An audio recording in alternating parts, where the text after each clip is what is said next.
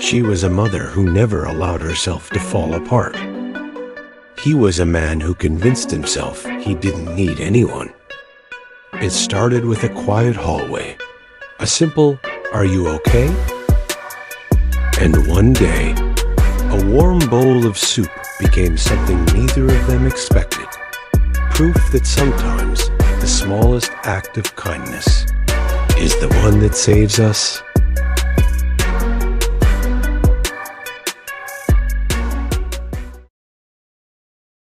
Have you ever been so strong for so long that you forgot what it felt like to lean on someone?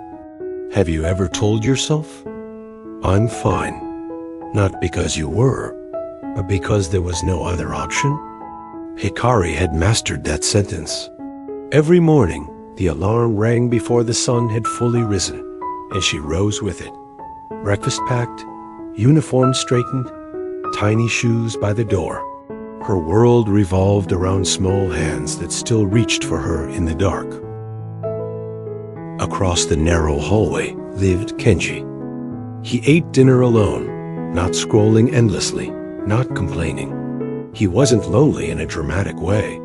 No late-night calls, no desperate sighs. His loneliness was disciplined, contained, almost polite. They shared a wall and a hallway, but for a long time, that was all they shared. A nod, a brief smile, a good morning, a long day.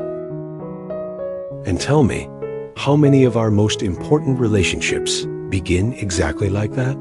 Not with fireworks, not with destiny, just with proximity and the simple courage to look up and notice someone else exists. Kenji noticed the faint shadows under Hikari's eyes before she did. He saw how she shifted grocery bags from one hand to the other, pretending they weren't heavy. He saw the way she smiled genuine, but slightly delayed, as if it had to travel through exhaustion first. Hikari noticed something too. She noticed how Kenji's door closed gently every night, no laughter slipping through, no television chatter. She noticed how his shoes were always placed perfectly parallel, as if even his belongings were trained not to disturb anyone. Two people, two forms of strength. But here is the question that lingers quietly beneath it all. When does strength become isolation? And when does independence slowly turn into a wall? Sometimes, the bravest people are not the ones who endure the most. They are the ones who finally allow someone to knock. Hikari did not wake up one day and decide to shut the world out. It happened gradually, almost responsibly. After loss, after disappointment, after nights when there was no one else to call, she made a silent agreement with herself. Depend on no one. It felt safer that way, cleaner, predictable. When life removes something vital from you, the mind searches for control, and control often disguises itself as self-sufficiency. If I do everything myself, she thought, nothing can fall apart again. If I don't expect help, I won't be hurt by its absence. But there is a quiet cost to that bargain. The cost is intimacy. Kenji, in his own way, had signed a similar contract.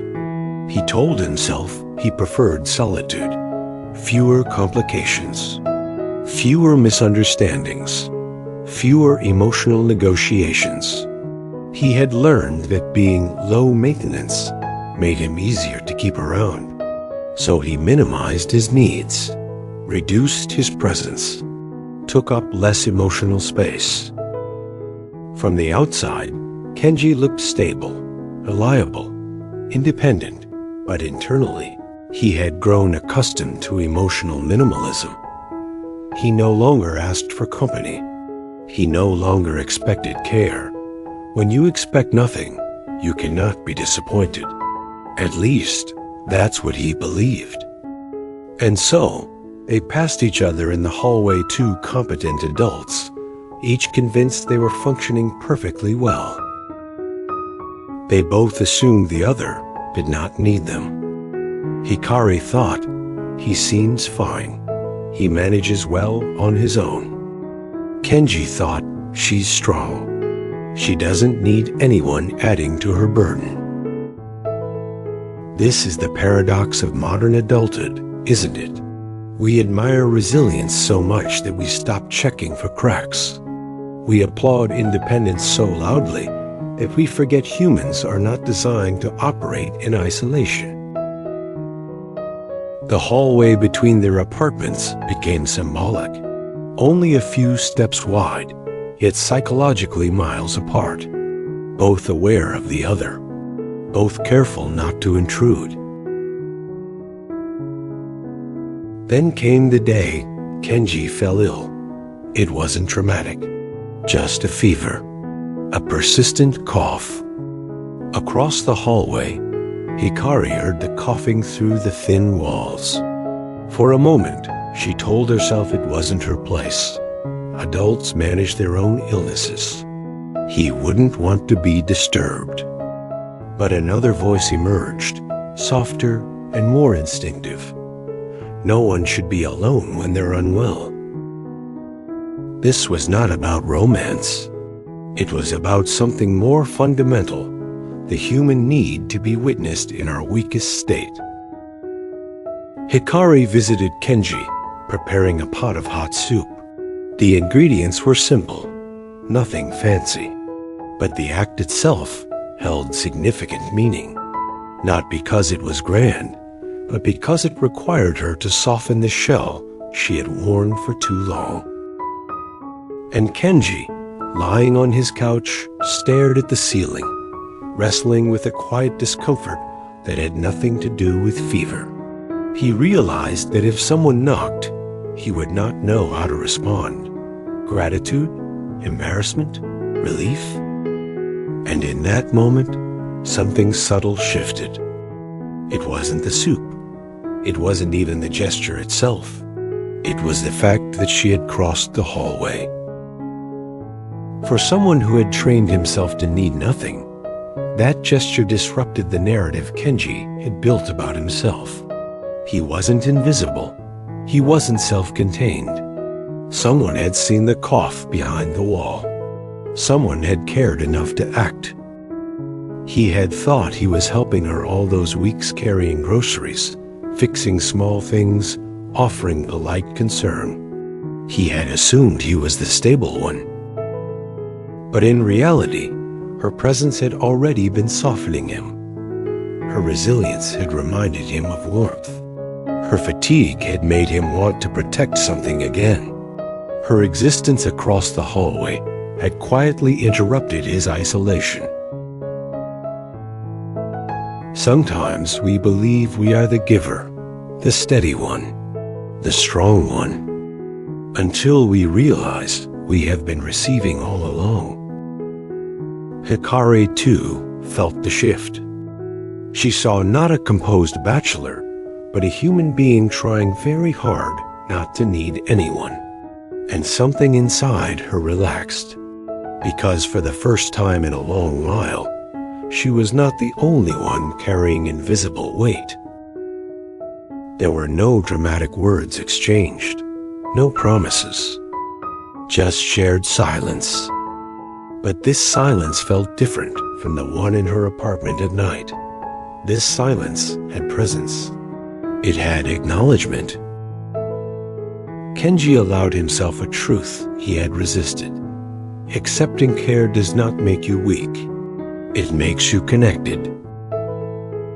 The climax was not about falling in love. It was about letting go of the illusion that you must endure everything alone. And sometimes, that is the most radical realization of all. There is a quiet misconception many of us carry into adulthood. We believe maturity means self-sufficiency. We believe strength means silence. We believe that if we can carry our burdens without asking for help, we have somehow won. But won what?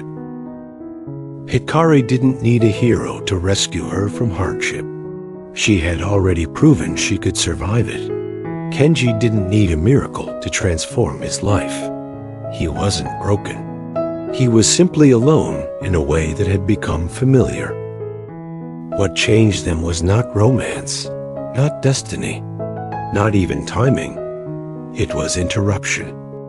A knock at the door that said, "I see you." A bowl of soup that said, "You don't have to prove anything right now." A presence that quietly challenged the belief, "I must handle this by myself." The lesson of Hikari and Kenji is not about love blooming in dramatic fashion. It is about recalibrating our understanding of strength. Hikari and Kenji did not transform overnight. They did not solve each other's lives. What they did was simpler, and in many ways, braver. They stopped pretending they didn't need anyone. So tonight, consider this. Who is across your hallway? And whose hallway are you standing in without realizing it? Sometimes the most meaningful turning points in our lives do not begin with passion. They begin with a knock. And sometimes, happiness really does start with something as small as that.